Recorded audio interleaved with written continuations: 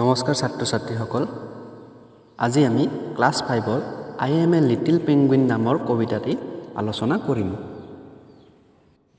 প্ৰথমে কবিতাটি আমি সম্পূৰ্ণকৈ এবাৰ পঢ়ি লওঁ আহাচোন। I am a little penguin in the snow. I slide on my tummy to and fro. I eat the fish from the deep blue sea. I am black and white as you can see.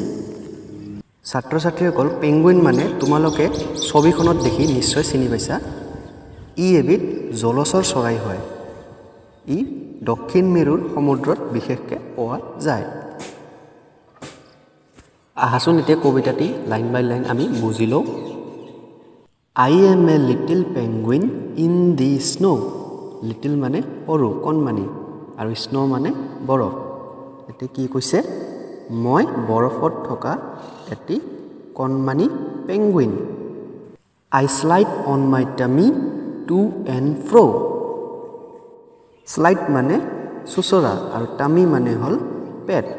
Two and ফ্ৰ' মানে আগে পিছে। ইয়াতে পেঙ্গুইনটোৱে কি কৈছে? মই মোৰ পেটেৰে আগে পিছে চুচৰি ফুৰোঁ। I eat the fish from the deep blue sea. ইয়াতে পেঙ্গুইনটোৱে কি কৈছে? মই নীলা সাগৰৰ তলত থকা মাছবোৰ খাওঁ। I am black and white as you can see.